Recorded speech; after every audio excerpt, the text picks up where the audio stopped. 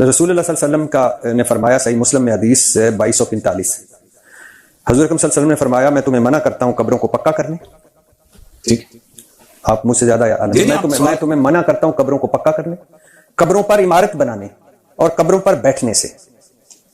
یہ آپ نے مجھے نہیں بتایا ان 12 میں، قبروں کو پکا کرنا اور قبروں پر عمارت بنانے. جی دیکھیں، بنیادی طور پر قبروں پر عمارت، جس طرح کہا جاتا ہے کہ اللہ کے رسول صلی اللہ علیہ وسلم نے اونچی قبروں کو ڈھانے کا حکم دیا، حضرت علی کو حکم دیا، تو آپ نے یہ کیوں نہیں مجھ سے پوچھا کہ یہ جو بڑی بڑی قبریں کو ڈھانا بھی تو آپ نے بیان کرنا تھا؟ ہر چیز کا سمجھ ہے، ہر چیز کا مفہوم ہے. اللہ کے نبی صلی اللہ علیہ وسلم نے مزارات کے اوپر میلے ٹھیلے لگانے سے منع کیا ہے. اور مزارات ویسے میلہ ٹھیلا بھی آپ نے نہیں بولا تھا. جی نہیں، بانگ منگڑا یہ اسی کا، یہ بانگ منگڑا اسی میں. اچھا ٹھیک. میلہ ٹھیلا جو ہے اس سے اللہ کے رسول صلی اللہ علیہ وسلم نے منع کیا ہے. اور ہمارا یہاں میلے ٹھیلے سے مراد یہ ہے کہ ایسا طرز عمل مزارات پہ کہ لڑکے لڑکیاں اختلاط ہو رہا ہے، مرد عورت کا اختلاط. سر میں وہ سن چکا ہوں. میں تمہیں منع کرتا ہوں قبروں کو پکا کرنے، قبروں پر عمارت بنانے اور قبروں پر بیٹھنے. جی صحیح ہے. ان تینوں سے آپ اس میں بالکل ہم یہ کہتے ہیں کہ اس کو آپ کے پورے ولاگ میں کافی میں نے سنے مزارات پہ، اس میں یہ نہیں تھے کہ قبروں کو پکا نہ کرو، قبروں پر عمارت نہ بناؤ، یہ نہیں تھا کہیں. دیکھیں، حدیث کی سمجھ کی بات ہے. قبروں پر عمارت بنانے سے ہم لوگ یہ سمجھتے ہیں کہ یہ جو یہود اور عیسائیوں کا طریقہ کار ہے کہ وہ جس طرح اپنی قبر کے اوپر اسٹریٹ اوے بلڈنگ کھڑی کرتے ہیں، جیسے آپ عیسائیوں کے قبرستان میں جا رہے ہیں، اس سے یہ میں پھر آپ کو صحیح مسلم کی حدیث 2245 کہہ رہے ہیں، میں حضور صلی اللہ علیہ وسلم فرمایا میں تمہیں منع کرتا ہوں قبروں کو پکا کرنے، قبروں پر عمارت. ٹھیک ہے، ہمارے یہاں بھی یہی ہے کہ آپ قبروں کو پکا نہ کریں، لیکن اسی کے حوالے سے تعویل نہ دیں. ٹھیک ہے ہو بھائی، بات یہ ہے کہ یہ بات درست ہے، افضل ہے کہ قبر کو پکا نہ کریں. لہٰذا یہی وجہ ہے کہ اوپر، اچھا اس اوپر کی کیا مطلب ہے کہ آپ اس کے اوپر ہم یہ اس کی تعمیل کرتے ہیں یا ہم یہ سمجھتے ہیں؟ ایک مزار ہے، قبر ہے، کوئی بھی میرے والد کی ہو جاتی ہے، میری والدہ کی ہو جاتی ہے، میں اس پہ ایک کمرہ بنا دیتا ہوں. کیوں بناتے ہیں؟ میں اس پہ میں تو نہیں بناؤں گا نا، کیونکہ مجھے تو آپ پتہ چل گیا نا. ہم یہ کہہ رہے ہیں کہ اس قبر کو اس طرح سے پکا کرنا، اسپیشلی اتنا پکا کرنا کہ اس کے اوپر 6 وہ کر دینا، یہ درست نہیں ہے. ضرورت کے تحت قبر کو پکا کیا. آگے سنیے وہ بھی دوسری حدیث کی وجہ سے کہ آپ کے لیے حکم ہے کہ اللہ کے نبی نے ارشاد فرمایا کن تو نہیں تو کمان زیارت القبور، یہ بھی مسلم شریف کی ہے، کن تو نہیں تو کمان زیارت القبور اللہ فضول ہوا، میں تمہیں قبروں پہ جانے سے منع کرتا تھا، اب تم نے اس کی زیارت کرنی ہے. تو آپ والد کی، والدہ کی یا کسی ولی بزرگ کی قبر پر، استاد کی قبر پہ جائیں گے تو قبر ہوگی تو جائیں گے. ٹھیک ہے، اس کا تو ہے نا کہ ایک بالشت برابر رکھنی ہے. آپ مفتی صاحب، آپ میرے جیسوں کو تو جیب میں ڈال کے پھر رہے ہیں، تو میں آپ سے عرض کر رہا ہوں، آپ سمجھتے ہیں کہ میں پکا کس کو کہہ رہا ہوں؟ جی حضور صلی اللہ علیہ وسلم کی بالشت. بالکل سنت طریقہ یہی ہے کہ آپ اس کو ایک بالشت اٹھائیں اور اس کو کوشش کریں کہ اس کے نشان نہ مٹے قبر کا. افضل یہ نبی اسلام کے فرامین کو یہ ماننے کے لیے بالکل تیار نہیں ہے. وہاں انہیں یہ یاد نہیں آتا کہ نبی اسلام کی حدیث سے اگر کسی بزرگ کی بات کو بلند کیا تو برباد ہو جاؤ گے. ہم حدیث بیان کرتے ہیں صحیح مسلم شریف سے کہ نبی اسلام نے فرمایا میں تمہیں منع کرتا ہوں قبروں کو پکا کرنے سے، قبروں پر عمارت بنانے سے اور قبروں پر بیٹھنے سے. ڈائریکٹ بیٹھنا بھی منع ہے اور مجاور بن کے بیٹھنا بھی منع ہے. تو ایسے سے تماشے لگائیں گے. وہ کہتے ہیں قبروں پر عمارت بنانے سے جو نبی اسلام نے منع کیا ہے نا، وہ یہ ہے کہ یہ قبر ہے نا، تو قبر کے اوپر ایسے اینٹوں کی کوئی دیوار نہ بنا دی جائے. دیکھو پاگل ہے کوئی اتنے بنائے گا، منتصو اتنے بنا کسی نے. اور یہ جو قبہ ہوتا ہے نا، گنبد، یہ تو سائڈ سے دیواریں اٹھائی جاتی ہیں اور اوپر رکھا جاتا ہے. یعنی نبی اسلام یہ کہنا چاہ رہے تھے، ورنہ تو آپ کہہ دیتے کہ ٹھیک ہے قبے بنا لینا، اور صحابہ کرام کو وصیت کر کے جاتے. ہمارے استاد غلام سو سعیدی صاحب فوت ہو گئے، اللہ تعالیٰ ان کی مغفرت کرے. بریلویوں میں ایک بڑے عالم دین تھے، مفتی منیر صاحب کے مدرسے میں وہ شیخ الحدیث تھے. میری ان سے ملاقات ہوئی 2007 میں، تو میں نے ان سے یہی سوال کیا. اس وقت میں نے ان کا فون نمبر لیا، پہلی ملاقات میں تو یہ بات نہیں ہو سکی. فون پہ پھر میں نے ان سے اس ٹاپک کو ڈسکس کیا. میں نے کہا جی آپ لوگ یہ جو اعلیٰ اور فوق کا فرق کرنا شروع کر دیتے ہیں کہ قبر کے اوپر بلڈنگ بنانا جو ہے یہ حرام ہے، اور فوق ہو، اپون ہو تو وہ حلال ہے، آن دا گریو جو ہے یہ حرام ہے. یہ آپ تفریق کیوں کرتے ہیں؟ وہ کہتے ہیں اس میں الفاظ ہیں کہ قبر پر. میں نے کہا وہ ظاہر معاورتاً ایک بات ہو رہی ہوتی ہے، اسی طریقے سے ہوگی. پر ہو یا اوپر ہو ایک ہی بات ہے. وہ اسی بلڈنگ کو ہی نبی اسلام کنڈیم کر رہے تھے، پھر بھی وہ نہیں مان رہے تھے. تو میں نے پھر انہیں پکی دی. 2007 کی بات کر رہا ہوں. میں نے کہا آپ یہ کہنا چاہ رہے ہیں کہ ایک قبر ہو اور ایگزیکٹلی اس کے اوپر ہم بلڈنگ بنانا شروع کریں اور وہ قبر اونچی ہو جائے. کہتے ہیں ہاں یہ والی انجینئر صاحب تو میں نے کہا جس طرح کے داتا دربار والی قبر ہے کہ وہ بیسمنٹ سے اٹھا کے اوپر تک لائے ہوئے ہیں, اسی طریقے سے باولاک ملتانی کی قبر وہ ایگزیکٹلی قبر کے اوپر ہی اتنے بڑے بڑے بنے ہوئے ہیں نا, تو یہ والی حرام ہے نا, نالی وہاں نکل گئی ہونا دی. اب وہ حرام تو پہلے کہہ بیٹھے تھے, وہ تو بےچارے گنبد بچا رہے تھے, میں سجی دس کے کھبی ماری. کہتے ہیں نہیں اس کو چھوڑ دیں. میں نے کہا آپ نے ابھی کہا ہے نا یہ حرام ہے, تو مجھے اندازہ ہو گیا یہ لوگ اس چیز سے باہر نہیں نکل سکتے. اللہ کے بندو, صحابہ کرام نے اگر اس چیز کو اس طریقے سے سمجھا ہوتا, نبی الاسلام کی وفات کے 60 سال کے بعد ہزاروں صحابہ زندہ ہیں, ہزاروں تابعین کی موجودگی میں عبد الملک بن مروان جو بنو امیہ کا ایک بادشاہ تھا, اس نے قبۃ الصخرہ, وہ چٹان جہاں سے نبی الاسلام معراج پہ تشریف لے گئے یروشلم میں, اس کے اوپر ایک بڑا گولڈن ڈوم بنوایا جسے ڈوم آف دا راک کہتے ہیں, چٹان کا گنبد, قبۃ الصخرہ عربی میں. یہ نبی الاسلام کی وفات کے 60 سال بعد بنا ہے. کتنا بڑا گنبد ہے, گنبد خضرا سے بھی بہت بڑا ہے. کیا اس وقت اس قسم کا گنبد نبی الاسلام کی قبر اقدس میں نہیں بنایا جا سکتا تھا؟ یہ اس بات کا ثبوت ہے کہ ٹیکنالوجی موجود تھی. ٹیکنالوجی تو قبل از مسیح ہے. نبی الاسلام کی پیدائش سے بھی آلموسٹ 40 سال پہلے یہ آیا صوفیہ بنا ہے. وہ گنبد خضرا سے بھی کئی گنا بڑا گنبد ہے جو یہ ترکیے میں استنبول میں آیا صوفیہ جو میوزیم تھا جو اب کھول دیا گیا. یہ نبی الاسلام کی پیدائش سے بھی 40 سال پہلے کا بنا ہوا ہے. اس وقت رومن امپائر تھی جو کرسچن, ان کا وہ مین مرکز تھا قسطنطینیہ جو آج استنبول ہے. پھر قبۃ الصخرہ تو بنا نا, ڈوم آف دا راک. نبی الاسلام کی قبر اقدس پہ کیوں نہیں بنایا گیا؟ حضرت عمر کے دور میں آج کا اربوں ڈالر جزیہ رومن امپائر دیتی تھی مسلمانوں کو. سونے کا گنبد بنا کے حضرت عمر رکھ سکتے تھے قبر رسول کے اوپر, کیوں نہیں رکھا؟ سمپل. حجرہ عائشہ جو جامعہ ترمذی میں حدیث ہے کہ اللہ تعالیٰ اپنے نبی کو اسی جگہ پر موت دیتا ہے جو اس کے لیے محبوب جگہ ہوتی ہے. نبی الاسلام جس چرپائی پہ فوت ہوئے تھے اسی کے نیچے قبر کھودی گئی, اور وہ حجرہ عائشہ کی جو بلڈنگ ہے چھوٹی سی, وہ نبی الاسلام کی قبر کے اوپر نہیں بنائے گی, وہ پہلے سے موجود تھی. نبی الاسلام وہاں پہ دفن ہوئے, کوئی گنبد نہیں رکھا گیا اوپر, کوئی پروٹوکول نہیں دیا گیا. یہ جالیاں بھی سلطنت عثمانیہ کے دور میں بنائی گئی ہیں, پہلے یہ بھی نہیں تھا. صحابہ کرام سونے کا گنبد رکھ سکتے تھے, ٹیکنالوجی بھی تھی, کیوں نہیں کرتے تھے؟ انہیں یہ بات روکتی تھی کہ نبی الاسلام نے منع کیا ہے قبروں پہ گنبد بنانے سے. مسجدوں پہ گنبد بن سکتے ہیں, اس چٹان پہ بھی گنبد بن سکتا ہے یادگار کے طور پر, لیکن قبر کے اوپر گنبد بنانے سے نبی الاسلام نے روک دیا. پھر آپ سوچ رہے ہوں گے کہ یہ اتنی بڑی گستاخی کس نے کی؟ آج اہل حدیث کی بھی جرت نہیں اس گنبد کے بارے میں بولیں, اس گنبد کے بارے میں ڈسکشن کیے بغیر مزارات کو آپ کنڈیم نہیں کر سکتے. انہوں نے پورا جو ایک شیطانی ایک کام یہ مزارات کا اور قبروں سے مانگنے کا شروع کیا ہوا ہے نا, اس کی بنیاد گنبد خضرا بنائی ہوئی ہے. وہ کہتے ہیں اچھا جی مزار غلط ہے تو گنبد کیوں نہیں غلط؟ اور بھائی غلط ہے, کون اسے ٹھیک کہتا ہے؟ یہ بدعت ہے, ڈنکے کی چوٹ پہ بدعت ہے. جو کام نبی الاسلام کی وفات کے 650 سال بعد بلکہ 750 سال بعد ہو, وہ سنت کیسے ہو گیا جبکہ ٹیکنالوجی موجود تھی؟ اگر ہم اس کام کو صحیح مانیں گے پھر باقی سارے صحابہ تابعین تبع تابعین ان سے بڑے عاشقان رسول بعد میں آ گئے.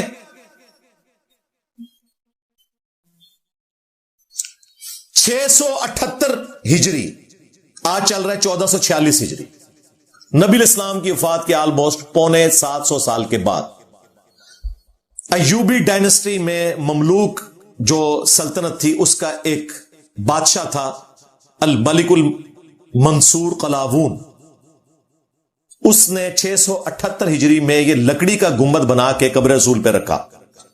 وفاء الوفا پوری دنیا میں ایک کتاب مدینے کی پوری ہسٹری پہ لکھی گئی ہے, ایک اتھینٹک کتاب مانی جاتی ہے. اس میں ضعیف روایتیں بھی ہیں, صحیح بھی موجود ہے. علامہ سمہودی کی 911 ہجری میں وہ فوت ہوئے. اردو ترجمہ اس کا ہو چکا ہے, میں لگا دوں گا. جب یہ گنبد رکھا گیا نا, اس زمانے میں لوگوں نے اس کی مخالفت کی تھی. حتیٰ کہ جس کے مشورے پہ یہ گنبد رکھا گیا کچھ عرصے بعد وہ اپنی پوسٹ سے فارغ ہو گیا، تو لوگوں نے کہا اسے سزا ملی ہے جو اس نے بادشاہ کو غلط مشورہ دیا تھا۔ آج دیکھیں وہ گنبد انہوں نے دین کا حصہ بنا دیا ہے، جب رکھا گیا تھا اس وقت لوگ اس کو بدعت سمجھتے تھے، حکمرانوں کے ڈر کی وجہ سے بول نہیں سکے، جس طرح لال مسجد میں اتنا ظلم ہوا ان کے اپنے فرقے کے لوگ نہیں کھڑے ہو سکے، کر دیا انہوں نے، لکڑی کا گنبد رکھا اور مختلف سالوں میں اس کے مختلف رنگ رہے، کبھی نیلا رنگ ہو جاتا تھا، کبھی سفید ہو جاتا تھا، سبز رنگ ہوئے 200 سال بھی نہیں ہوئے۔ آپ جا کے گوگل پہ جا کے پوری ہسٹری دیکھ لیں، 1837 میں، ابھی 2037 نہیں آیا، 1837 میں سلطنت عثمانیہ نے اس کا کلر کر دیا گرین، اور اس میں کئی دفعہ یہ گنبد آسمانی بجلی سے ڈیمیج بھی ہوا ہے، پھر اسے مرمت بھی کیا گیا۔ اس کے اوپر ایک ہلکی سی ٹپ نظر آتی ہے آپ کو، لوگ کہتے ہیں نہیں گنبد کے اوپر سے کوئی پرندہ نہیں گزرتا، اس ٹپ کے اوپر میں نے ایک دفعہ نہیں درجنوں دفعہ کبوتر بیٹھے ہوئے دیکھے ہیں۔ کبوتر گنبد کے اوپر بیٹھیں کرتے ہیں، وہ صفائی ہوتی ہے، سال میں 2 دفعہ گنبد کو رنگ کیا جاتا ہے، کیونکہ سبز رنگ جو ہے یہ دھوپ میں جلدی اڑتا ہے، سبز اور سرخ رنگ، ادروائز یہ رنگ بھی مینٹین نہ رہے، باقاعدہ اس کا پورے کا پورا ایک مینٹیننس کا ایک ادارہ علیحدہ سے بنا ہوا ہے، تب وہ مینٹین ہوا ہے۔ یہاں جی وہ جی کعبے میں پیچھے سے جی گھولاں دے گھول آندے نے کبوتراں دے انج کر کے لنگ جاندے نے، غلاف کعبہ کے اوپر بیٹھے ہوتی ہیں کبوتروں کی، بھئی کبوتروں کے اوپر شریعت تو نہیں ہے کوئی، ان بیچاروں کو تو نہیں پتا، دنیا بقدر ایفٹ ہے۔ کہانیاں دیو ملائی کس سے کہانیاں بنائی ہوئی ہیں جی، زمزم کا ایک قطرہ ڈال دیں تو سارا پانی زمزم بن جاتا ہے۔ سعودی حکومت نے باقاعدہ فرم ہائر کی ہے کہ زمزم پی کے لوگ بیمار ہو رہے تھے، بعد میں پتا چلا اس میں گٹر کا پانی مکس ہو گیا، آپ کے تحت تو وہ گٹر کا پانی زمزم بن جانا چاہیے تھا۔ لو سامو، جاپان کے ایک ڈاکٹر، جاپان نو پتہ ہی نہیں جی، نیل آرمسٹرانگ جب چاند پہ گیا تو اس نے اذان کی آواز سنی، علامہ وحید الدین خان صاحب رحمہ اللہ فوت ہو گئے، انہوں نے باقاعدہ نیل آرمسٹرانگ کو خط لکھا کہ تم نے کوئی اذان کی آواز سنی ہے، اس نے اپنی ہینڈ ریٹن پورا وہ خط بھیجا، وہ خط ابھی بھی موجود ہے، انہوں نے اپنی کتاب میں لگایا جس میں اس کے سائن ہوئے ہیں کہ بھئی میں نے کوئی اذان کی آواز نہیں سنی۔ شیعہ نے تو اس میں مزید ایڈ کر دیا، انہوں نے کہا علی ولی اللہ بھی سنیا ہے، اور انہیں اللہ اکبر نہیں سنیا ہے تو علی ولی اللہ کی تو سن لیا، سب کہانیاں۔ اور فوراً کلمہ پڑھ کے مسلمان ہو گیا۔ تسی نہ کلمہ پڑھ کے اللہ دے بندے مسلمان ہونا، تسی نہ کلمہ پڑھ کے قرآن و حدیث پڑھنا، تسی نہ کلمہ پڑھ کے نبی علیہ السلام کے فرامین پہ عمل کرنا، اور تم لوگ کلمہ پڑھ کے اہل البیت علیہ السلام کی تعلیمات پہ عمل نہ کرنا، سنی ہو، شیعہ ہو، وہابی ہو، ساروں کو میں کہہ رہا ہوں، کہانیاں سنیں۔ تو وہ گنبد خضرا رکھا، اس وقت مخالفت ہوئی، بس حکمران کر گزرے، حکمرانوں کو کوئی پوچھ سکتا ہے؟ 1837 میں اس کا سبز کلر ہوا، اور یہ پھر پیرلل میں سلطنت عثمانیہ کے ہاتھ حکومت آ گئی، انہوں نے اور بدعتیں اس میں ایڈ کرنا شروع کی۔ 1517 سے 1917 تک 400 سال تک سلطنت عثمانیہ کی حکومت رہی ہے۔ انہوں نے پھر اپنے بھی بدعات بیچ میں داخل کی۔ سب سے پہلے تو کعبے میں 4 مسلح انہوں نے ڈالے، امت کی جمعیت کو توڑا، حنفی، شافعی، مالکی، حنبلی، ان بزرگوں کے نام کے اوپر بزرگوں کا قصور نہیں ہے، ایک دوسرے کے پیچھے نمازیں نہیں پڑھتے تھے، ویسے کہتے ہیں چاروں امام حق پہ ہیں۔ پاکستان بننے سے پہلے جو کتابیں ہیں نا حج عمرے کی، ایون بار شریعت جو اعلیٰ حضرت کے خلیفہ نے لکھی ہے، انہوں نے اس میں نقشہ بنایا ہوا ہے کہ یہ حنفی مسلح ادھر ہے، ادھر ادھر نہ نکل جانا، کدھر رفع دائیں نہ شروع کر دینا۔ یہ اللہ بھلا کرے سعودی حکومت کا، انہوں نے 4 مسلح اٹھائے، اور جو انہوں نے مزار وہاں پہ بنوائے ہوئے تھے، اتنے بڑے بڑے کبے بنے ہوئے تھے بقیع غرقت قبرستان میں، اس کی بلیک اینڈ وائٹ تصویریں ابھی بھی موجود ہیں، بڑے بڑے کبے، وہ سارے انہوں نے ڈیمولش کر دیے۔ یہاں کہتے ہیں نہیں مزارات شہید ہوئے، اللہ کے بندوں، جو کام ہی حرام ہے وہ شہید کیسے ہو سکتا ہے؟ حلال کام ہوا ہوتا تو ہم کہتے شہید ہوا ہے، مزار بنانا ہی حرام ہے۔ نبی علیہ السلام جب کہہ رہے ہیں قبروں پہ عمارت مت بناؤ، اس پہ مت بیٹھو، ان کو پکا مت کرو، کہتے ہیں جی مزارات شہید کر دیے۔ قبریں نہیں انہوں نے ختم کی، قبریں ابھی بھی موجود ہیں سنت کے مطابق، مٹی کی ڈھیریاں 1 بالش تک، اور اس مٹی کو بہنے سے روکنے کے لیے سائڈ پہ اینٹیں لگانا، اور پتھر کے کتبے جن پہ کچھ لکھا ہوا نہ ہو، نشانی کے طور پہ رکھنا، یہ سب کچھ سنت ہے۔ میں نے اس پہ پورا ریسرچ پیپر لکھا ہے, رسول اللہ کی آخری وصیتیں صلی اللہ علیہ وآلہ وسلم, وہ آپ پڑھ سکتے ہیں, ایک ایک چیز میں نے اس میں کلیئر کی ہے. تو یہ سب کچھ اس میں بالکل کلیئر ہے قرآن و سنت کی روشنی میں کہ جو کچھ سعودی حکومت نے کیا یہ کوئی بھی گستاخی پہ مبنی چیز نہیں تھی. انہوں نے تو بدعات کو ختم کیا.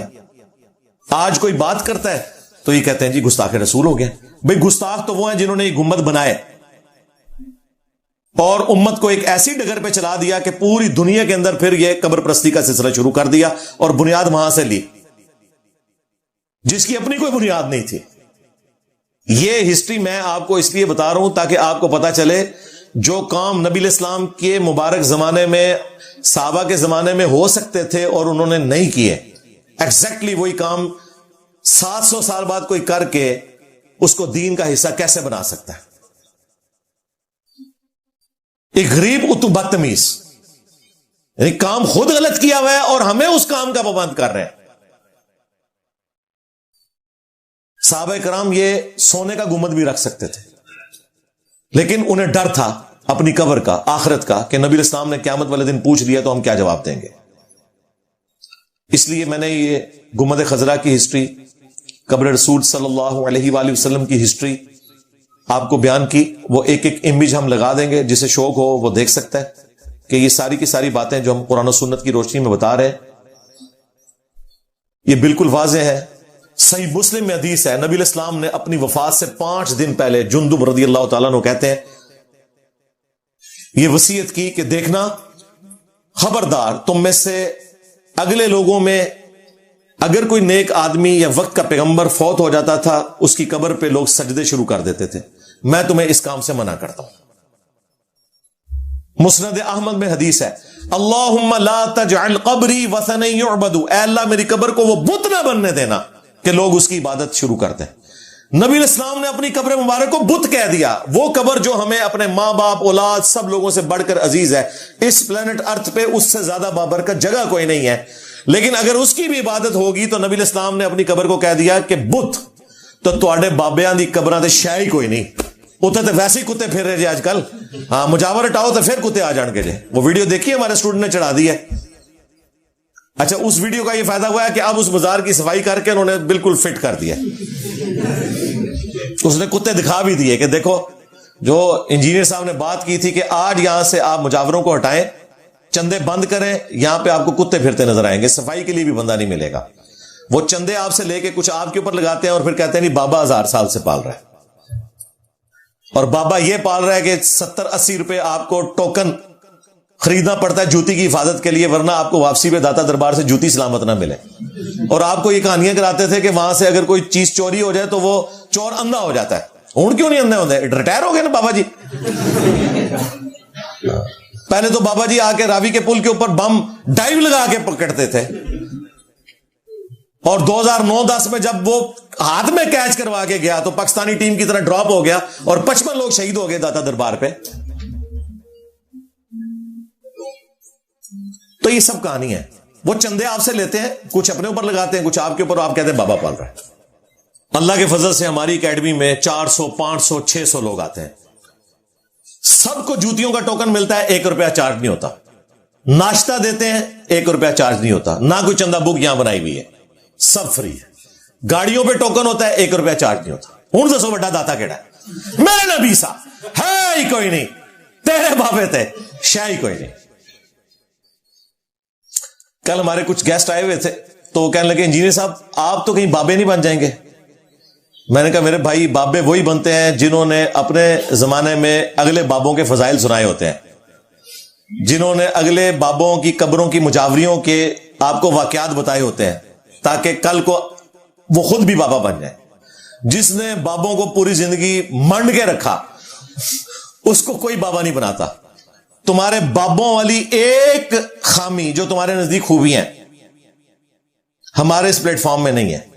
بابا جو بنتا ہے نا ان کی چندہ بک ہوتی ہے, ان کی الگ سے مسجدیں ہوتی ہیں, ان کے مدارس ہوتے ہیں, اور وہ کہتے ہیں کہ ہمارے پیچھے نماز ہوگی باقیوں کے پیچھے نہیں ہوگی. ہماری نہ کوئی چندہ بک, نہ کوئی مسجد, نہ کوئی مدرسہ, جگہ بھی کرائے پہ. تو بابا بننے کے لیے جتنی گندگیاں چاہیے ہوتی ہیں اللہ کے فضل سے وہ ہمارے ہاں نہیں پائی جاتی. جو آپ کے نزدیک خوبیاں ہیں. بابا بننے کی پہلی شرط یہ ہے کہ ہمارا فرقہ جنتی ہے, باقی سب جہنمی ہے, کسی کے پیچھے نماز نہیں ہوتی. ہم تو کہتے ہیں سب کے پیچھے نماز ہوتی ہے. وہ کہتے ہیں چندہ آپ نے صرف ہمیں دینا ہے, کسی نجدی کو دیں گے, کسی بدتی کو دیں گے, بد مذہب کو دیں گے, نہیں قبول ہوگا. ہم کہتے ہیں سب کو چندے دو, نمازیں ان کے پیچھے پڑھو, اپنی مسجد الگ سے نہ بناؤ.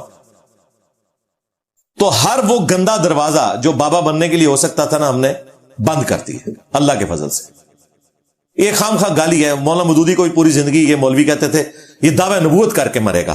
مودودی صاحب کے سٹوڈنٹس کہتے تھے کہ حضرت ان کو جواب دیں. انہوں نے کہا میں بغیر دعوی نبوت کیے ہوئے دنیا سے جا کے پریکٹیکلی انہیں جواب دوں گا. آج مودودی صاحب کو فوت ہوئے ہوئے 40 سال سے زیادہ ہو چکے ہیں, اور ان بزرگوں پہ اللہ کی لعنت ہو جنہوں نے اپنی زندگی میں مودودی صاحب کے اوپر یہ جھوٹا الزام لگایا تھا. آج ان بزرگوں کی جو اولادیں ہیں نا, بریلوی دیوبندی اہل حدیثوں کی, ان کا کام ہے اپنے بزرگوں کے اوپر لعنت بھیجے کہ اس وقت اس شریف انسان کے اوپر انہوں نے یہ الزام لگایا. 40 سال ہو گئے, دیکھیں نہ انہیں توبہ کی توفیق ملی, نہ ان کے ماننے والوں کو کہ اپنے بزرگوں کے کرتوتوں میں معافی مانگ لیں کہ ایک شخص کے اوپر جھوٹا الزام لگایا. یہ ان کا طریقہ واردات ہوتا ہے. چونکہ ان کے بزرگوں نے چشتی رسول اللہ, تھانوی رسول اللہ, شبلی رسول اللہ, اور سب سے بڑا ان کا بزرگ غلام احمد قادیانی دجال, انہوں نے دعوے نبوت کیے ہوئے تھے اور اپنے ناموں کے کلمے پڑھائے ہوئے تھے, انڈورس کیے ہوئے تھے. تو یہ سمجھتے ہیں کہ باقی لوگ بھی یہی کریں گے. نسے تمہیں یہ گندگی پھیلانے کے لیے نا اس قسم کی باتیں کرنا شروع کر دیتے ہیں, لوگوں سے متنفر کروانے کے لیے. دیکھیں باقی لوگوں کو تو موقع نہیں ملا کہ وہ اپنی زندگی میں اپنے اوپر لگائے ہوئے الزامات کا جواب دے سکیں.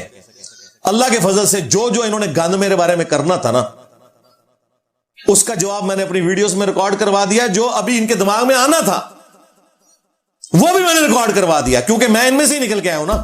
ہاں وہ بھی کیا دن تھے, ہم بھی ایک جن تھے. آج ہم دیو ہیں, جنوں کے بھی پیو ہیں, دیو کے بھی پیو ہیں, دیوبند والا. ہاں, اور یہ پیو جو ہے وہ بگوٹن والی بات نہیں میں کر رہا, ایک استاد کے طور پہ بات کر رہا ہوں. اس سسٹم کا حصہ رہے ہم, ہمیں پتہ ہے انہوں نے کس طریقے سے گندگی پھیلائی ہے اور اپنا یہ سارا دھندا چلایا ہے. ان کا بھی عشق رسول چیک کرنا ہے نا, ان کے سامنے حدیثیں پیش کریں. جب کہتے ہیں نا نہیں ہم تو اپنے بزرگوں کی تعلیمات کو نبی الاسلام سے اوپر نہیں لے کے جاتے, تو انہیں حدیث پیش کریں کہ بخاری اور مسلم دونوں میں حدیث ہے. اما عائشہ کہتی ہیں سلام اللہ علیہا, نبی الاسلام کے آخری دن چل رہے تھے, آپ علیہ السلام تکلیف کی وجہ سے بار بار چادر اپنے چہرے اقدس سے ہٹاتے تھے, اور پاس ایک پانی کا برتن تھا, اس سے ہاتھ گیلے کر کے اپنے بخار کو ٹھنڈا کرتے تھے, اور بار بار یہ کہتے تھے لعن اللہ الیہود والنصارى, اللہ کی لعنت ہو یہودیوں پر اور نصرانیوں پر. اتخذوا قبور انبیاءہم مساجدا, انہوں نے اپنی نبیوں کی قبروں کو سجدہ گاہ بنا لیا تھا. اور اما عائشہ کہتی ہیں کہ اگر ہمیں یہ ڈر نہ ہوتا, اسی حدیث میں آخر میں آتا ہے کہ لوگ رسول اللہ کی قبر پہ سجدے شروع کر دیں گے, تو ہم نبی الاسلام کی قبر مبارک کو اوپن چھوڑ دیتے, یعنی حجرے کی دیوار گرا دی جاتی تاکہ لوگ جب چاہیں بغیر اجازت کے بھی حاضری دیں. لیکن ہمیں خطرہ تھا اور نبی الاسلام ہمیں ڈرا رہے تھے کہ میری قبر کے ساتھ وہ کچھ نہیں کرنا جو یہود و نصارہ نے اپنے انبیاء کی قبروں کے ساتھ کیا.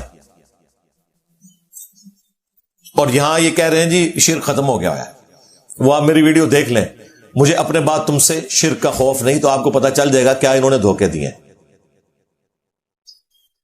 صحیح بخاری اور صحیح مسلم دونوں میں حدیث موجود ہے, نبی الاسلام کے آخری بیماری کے دن چل رہے تھے, آپ کی 3 بیویاں آپ کے پاس بیٹھی ہوئی ہیں, سیدہ ام سلمہ, سیدہ ام حبیبہ اور سیدہ عائشہ رضی اللہ عنہن اجمعین وعلیہم السلام اجمعین. تو ام سلمہ اور ام حبیبہ یہ چونکہ سینئر تھیں, اور انہوں نے ہجرت مدینہ سے بھی پہلے جو ہجرت ہوئی تھی حبشہ والی وہ بھی کی ہوئی ہے اپنے ایکس ہسبینڈز کے ساتھ.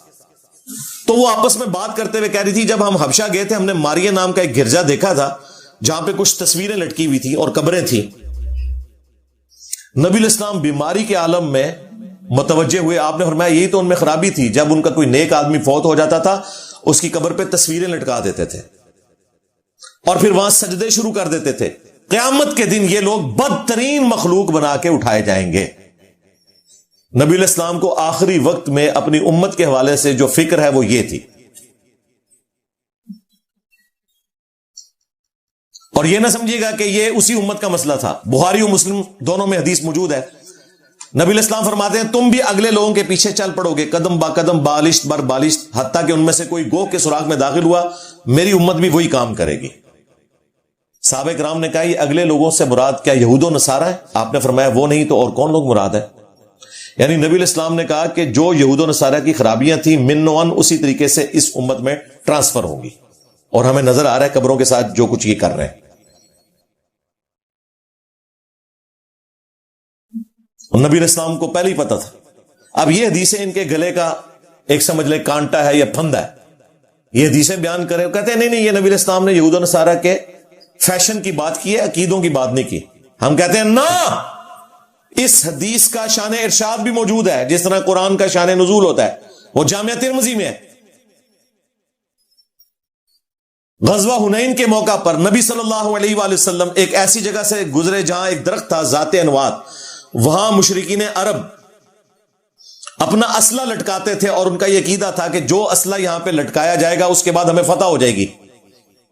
اللہ کے محبوب صلی اللہ علیہ وآلہ وسلم سے صحابہ کرام نے عرض کیا یا رسول اللہ آپ ہمارے لیے بھی کوئی درخت مقرر کر دیں جس سے ہم برکت حاصل کریں.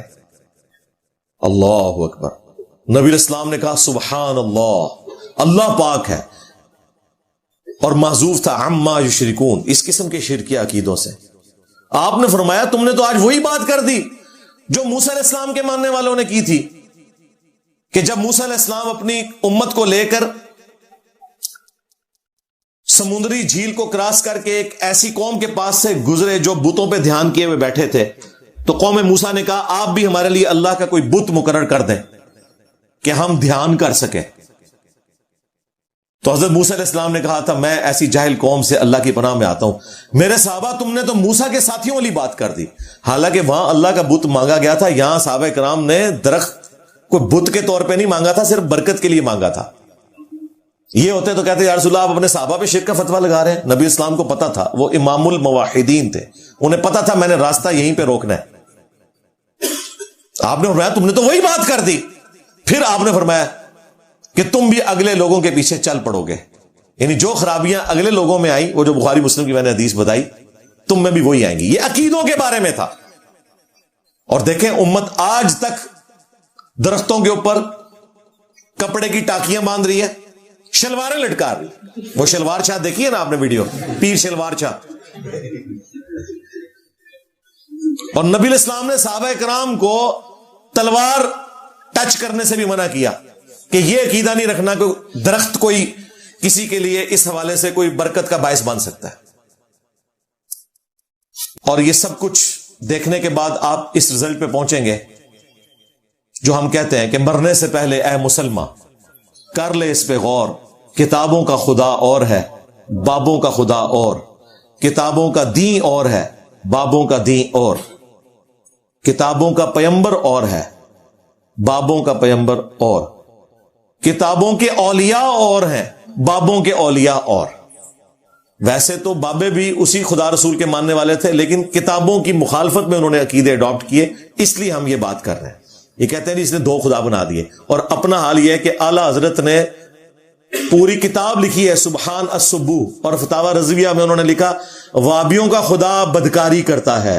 ہاں جی, وابیوں کا خدا چوری کرتا ہے.